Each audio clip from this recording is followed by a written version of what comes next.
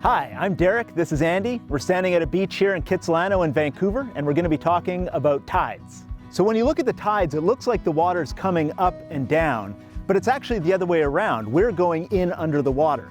Let me explain what I mean. So the tides are created by the gravitational pull from the moon and the sun, and this pulls the Earth's water out into what's called a tidal bulge. And as the Earth turns below this bulge, it's actually the land that's going in under the water. And usually this happens twice a day, although it depends where you are in the world. So tides are usually associated with the ocean, right? We can see the tide come up and down on a beach every day. But what you might not know is that tides actually happen in any water body around the world. Smaller bodies of waters like lakes and rivers also have tides. They're just too shallow to have really big tides, so it might only be a centimeter or two throughout the day. And things like wind, or if there's a river nearby, those can have a bigger influence than the tide, so you might not even notice that the tide's coming in or out.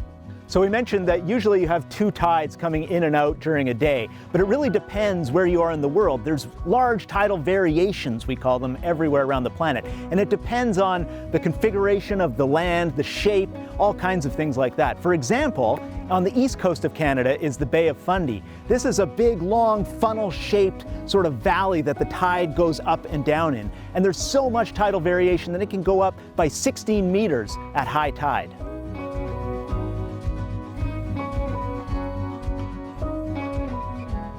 So as Derek explained, tides rely on how the ocean moves across the face of the planet. Now over time, the actual volume of the ocean changes as well. So when we have ice during the Ice Age, more of that water moves up into the ice sheets, and so the level of water drops down. So if you put the tides on top of that, that means that the tide doesn't come up as high as it would today. There's other times in Earth's history where the ice has gone completely on the planet, and so the water's higher. And what we see then is the tides would actually be a lot higher in these areas as well. So over time, we do see changes in the tide heights across BC, but we have to be looking at geological scales over thousands or even millions of years to really notice that.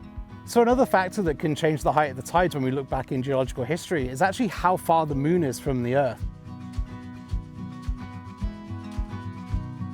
Well, we're right here on the ocean front right now, and one of the most obvious things with tides moving back and forth, that volume of water causes erosion. So the beaches are formed because of the tides, with material being washed up and taken away. The cliffs that are right behind us as well, that's where the tides come in.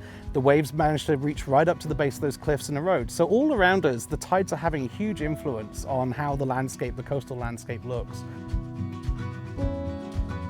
So a retreating tide is also really important. As the water draws out, it draws all this nutrient-rich material that's on the beach here and takes it back out into the ocean with it. And that helps to feed and sustain the ecosystems and the animals and the plants that are living even further out in the ocean. So it helps balance the whole ecosystem that we see above water and below water. Well, we hope you've enjoyed this video today. If you want to learn more, there's lots of resources out there. Go to the Minerals Ed website or the Below BC website.